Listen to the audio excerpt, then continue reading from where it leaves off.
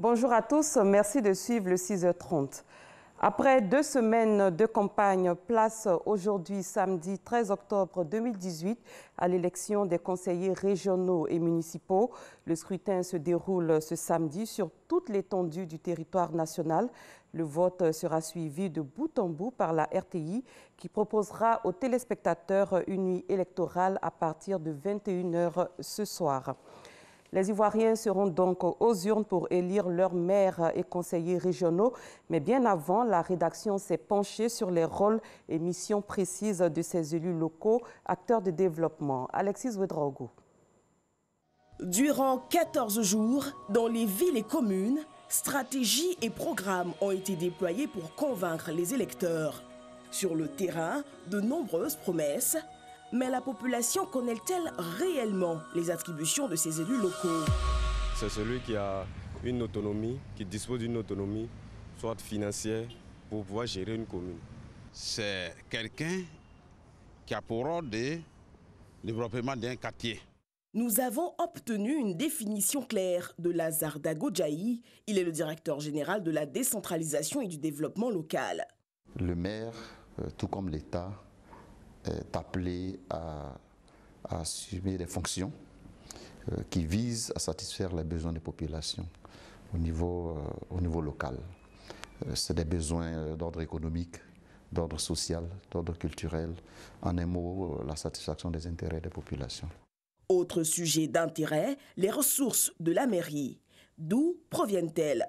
L'État érige une localité en commune lorsque l'État estime que cette collectivité est en mesure d'impulser une dynamique de développement à sa localité et donc elle est supposée être viable. Donc toutes les communes créées en Côte d'Ivoire disposent également des ressources propres. Et l'État, en vue de faire fonctionner la collectivité, met également des ressources à disposition. La fonction des maires est une fonction gratuite. C'est vrai que pour un certain nombre de raisons, le maire reçoit une indemnité. Il ne devrait pas attendre, outre mesure, un salaire de cette collectivité. Intéressons-nous maintenant au conseil régional. Et là encore, nous avons promené nos micros. Le conseil régional, sincèrement, je ne suis pas trop informé là-dessus, mais je sais que c'est lui qui gère la région. Le conseil régional, lui, il est aussi agent de développement, mais avec des prérogatives un peu plus larges que les maires. Les conseillers régionaux sont élus pour 5 ans. Leur mission, promouvoir le développement local sur les points de l'économie, du social et entre autres points de l'aménagement du territoire. Le directeur général de la décentralisation et du développement local nous présente les prérogatives de ces élus. L'école primaire, donc du ressort de la commune, parce qu'on estime que l'école primaire est un service un peu plus proche, voilà, pendant que le lycée est donc du ressort de la région. Il en est de même pour les hôpitaux. Le centre de santé urbain est du ressort de la commune, voilà, ou le dispensaire, pendant que l'hôpital général ou l'hôpital régional est donc du ressort du conseil régional. À ce jour, la Côte d'Ivoire compte 201 communes et 31 régions. Ce samedi, c'est vous qui déciderez de qui en seront les tenants. Les Ivoiriens sont appelés à voter ce samedi 13 octobre. Que se passera-t-il dans les différents bureaux de vote? Comment voter? Des réponses avec Salima Toudia. Ils sont 684 candidats pour 201 communes et 89 pour 31 régions. Après 2 semaines de campagne électorale, tous seront départagés par les 6 498 215 électeurs. Pour ce scrutin du samedi 13 octobre, jour ouvrable, le mode opératoire de vote est assez exceptionnel en raison des élections couplées. Vous avez des bureaux de vote où il n'y aura qu'une seule élection, c'est-à-dire les élections municipales ou les élections régionales. Et puis vous avez des bureaux de vote où il y aura un scrutin couplé, c'est-à-dire les élections régionales et municipales en même temps. Donc le mode opératoire est différent selon la configuration du bureau de vote. L'électeur rentre, on prend sa carte d'identité ou sa carte d'électeur, on contrôle, et puis on le passe sur la tablette qui va donc l'identifier à partir de ses empreintes digitales. On regarde sur la liste électorale s'il est inscrit dans ces bureaux de vote. Il va dans le loi, il fait son choix, et puis il dépose son bulletin dans l'urne. Et ensuite, il va émarger sur la liste d'émargement, et on lui met l'encre indélébile. Maintenant, c'est des stylos à encre indélébile et non les encriers où avant où on plongeait le doigt. Maintenant, c'est des stylos à encre indélébile. On lui marque l'encre indélébile, on met sur sa carte de lecteur à voter et on le libère. Ça, c'est le scrutin simple. Maintenant, le scrutin couplé, il fait la première fois, il vient d'abord, il vote pour les régionales et ensuite il passe voir l'autre secrétaire qui lui donne le bulletin pour les municipales. Il vote, mais chaque fois on contrôle sur chacune des listes qu'il est bien inscrit. Et il vote et il signe les listes d'émargement des régionales et des municipales et on met sur sa carte d'électeur à voter. Le vote par correspondance, par ordonnance ou par procuration est interdit, selon le code électoral. Seule une personne en situation de handicap peut se faire accompagner par une personne de son choix, à condition qu'elle n'ait pas le même handicap. Les personnes d'astreinte, que sont les forces de sécurité et les journalistes en mission, votent uniquement dans les bureaux où figure leur nom. La commission électorale indépendante affirme avoir pris toutes les dispositions pour éviter les fraudes. Par exemple, qu'un électeur ne vote pas plus d'une fois pour chacune des élections. Sur la liste d'émargement, vous avez la photo des électeurs. Donc, si vous voyez une dame qui vient avec la carte d'électeur d'un homme, bon, vous savez que ce n'est pas possible.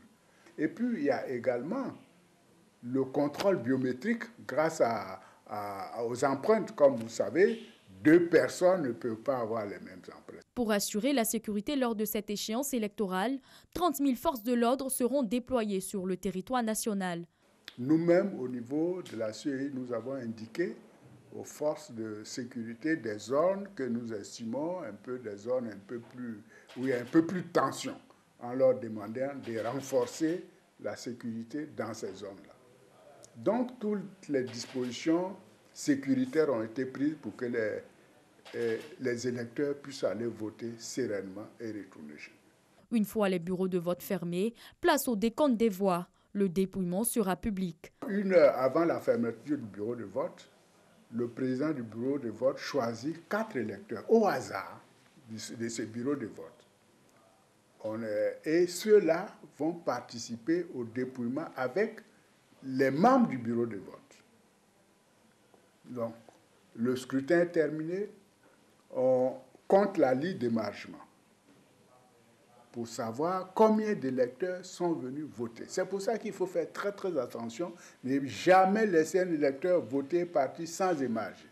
On ouvre les scellés, on verse les bulletins et on compte les bulletins. Le nombre de bulletins, logiquement, si tout a été suivi, doit être égal au nombre d'émargements. Et ensuite, on passe au dépouillement. On va obtenir le chiffre qu'a obtenu chaque candidat. On proclame le résultat dans ces bureaux de vote. Maintenant, les résultats des procès-verbaux vont à la commission électorale locale, qui fait donc la compilation et qui donne le résultat de la circonscription. Les résultats, eux, seront connus au plus tard ce lundi 15 octobre 2018.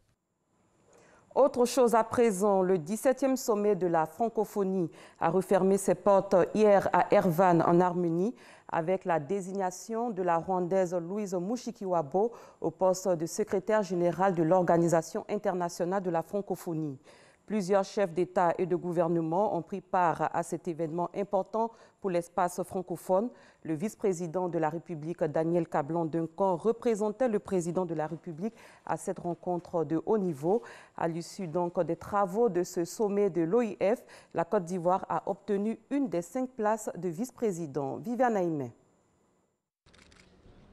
Venu représenter le président de la République Alassane Ouattara à ce 17e sommet de la francophonie à Erevan, le vice-président de la République Daniel Kablan-Duncan conduit une importante délégation comprenant 3 ministres du gouvernement. Les ministres Bandama Maurice de la culture et la francophonie, Isaac Dey de l'économie numérique et la poste, Robert Begré-Mambé, ministre auprès du président de la République en charge des 8e Jeux de la francophonie. Plusieurs représentants de la Côte d'Ivoire auprès de l'OIF, dont le représentant personnel du chef de l'État auprès de cette organisation, Abdou Touré, un représentant du cabinet présidentiel, 2 ambassadeurs. Ce 17e sommet de la francophonie à Yerevan a honoré la Côte d'Ivoire, nommée à la vice-présidence de l'OIF pour la période allant jusqu'au prochain sommet prévu pour 2020. La chance quand même, grâce au président Alassane Ouattara, que la Côte d'Ivoire maintenant soit, disons que, perçue comme un pays porteur au niveau du continent africain. Et nous sommes partis donc des vice-présidents, des 5 vice-présidents qui ont été retenus. C'est un honneur qui est fait à la Côte d'Ivoire et nous en sommes très heureux. Il faut qu'on continue de faire en sorte que l'action qui est menée par le président de la République et le gouvernement puisse aller de l'avant. Vous savez, les questions qui ont été évoquées, notamment au-delà donc du thème central, c'est le problème de la jeunesse. Comment faire créer un avenir pour la jeunesse. Le problème donc des femmes. Comment faire pour éduquer les femmes, faire en sorte qu'on puisse assurer leur autonomisation. C'est un élément aussi important. Et je pense que la francophonie a des propositions. À Yerevan, la Côte d'Ivoire est représentée au plan politique et institutionnel.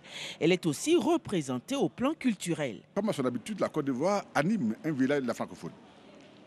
Ce village de la francophonie montre toutes les potentialités. La richesse culturelle de la Côte d'Ivoire, la richesse économique, puisque nous sommes venus avec les opérateurs économiques, avec le CPC pour montrer toutes les possibilités d'investissement que la Côte d'Ivoire offre. Nous sommes venus avec le conseil Cacao Café, avec une fontaine de démonstration de chocolat, puisque c'est notre première richesse.